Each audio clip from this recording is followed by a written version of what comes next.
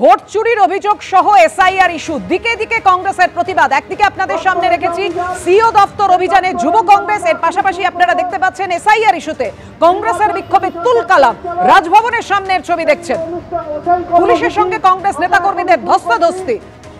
সরাসরি কথা বলবো, আমাদের সঙ্গে রয়েছেন আমাদের প্রতিনিধি সত্যজিৎ বৈদ্য। সত্যজিৎ, যুব কংগ্রেস যে বিক্ষোভ দেখাচ্ছে সিও দপ্তর অভিযানে, দেখাও, জানাও আমাদের। দেখো, এই মুহূর্তে বিক্ষোভের ছবিটা দেখাবো তোমাকে। এটা হচ্ছে নির্বাচন কমিশনের দপ্তরের সামনে। নির্বাচন কমিশনের দপ্তর চলো এই অভিযানের ডাক দেওয়া হয়েছে যুব কংগ্রেসের পক্ষ থেকে। প্রদেশ যুব কংগ্রেসের এই যে জমায়েতের শুরু থেকেই কিন্তু অভিনব কায়দায় প্রতিবাদ করা হচ্ছে, সেই ছবিটা তোমাকে দেখাবো। একদিকে যেমন তুমি দেখতে পাচ্ছ যে প্রতীকীভাবে রাহুল গান্ধী, তার হাতে দড়ি রয়েছে এবং সেই দড়িতে বাঁধা রয়েছে।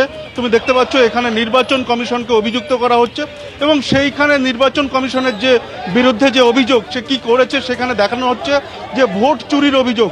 ভোট চুরি করে প্রধানমন্ত্রীকে জয়ী করা হয়েছে, এই অভিযোগেই কিন্তু আজকের এই বিক্ষোভ। এবং যে বিক্ষোভ থেকে বলা হচ্ছে অবৈধভাবে যে এসআইআর, সেই এসআইআর মানা হবে না এবং এসআইআর বিরুদ্ধে প্রতিবাদ। সরাসরি এখানকার নেতৃত্বের কাছে যাব, কি বলবেন?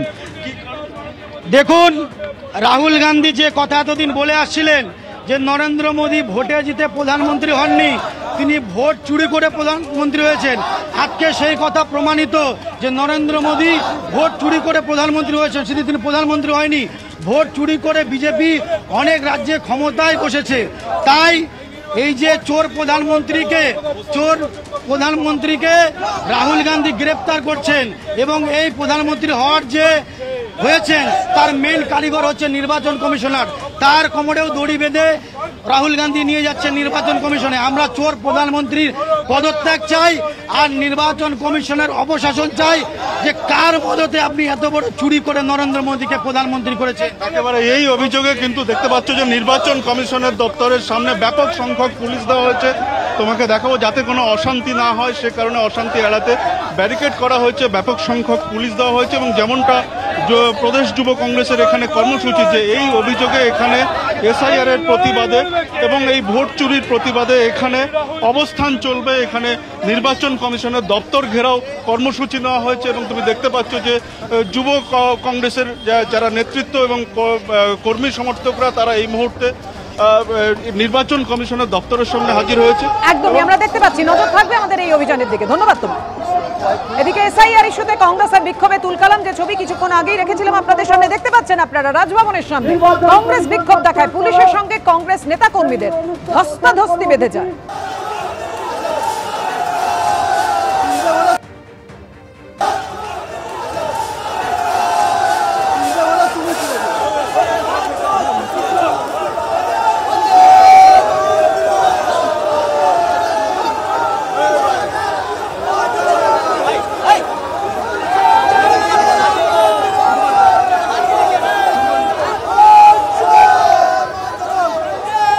জানেন, এসআইআর বিতর্কে গত কয়েকদিন ধরে উত্তাল দিল্লিতে যুব কংগ্রেসের বিক্ষোভে আজকেও তুলকালাম পরিস্থিতি তৈরি হয়। পুলিশের সঙ্গে ধস্তাধস্তি বাঁধে দিল্লিতেও আটক বেশ কয়েকজন বিক্ষোভকারী।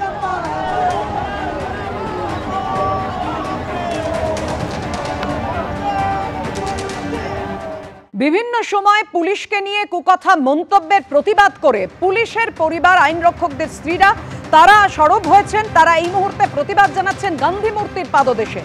কথা বলবো, আমাদের সঙ্গে রয়েছেন আমাদের প্রতিনিধি ঐশী মুখোপাধ্যায়। ঐশী,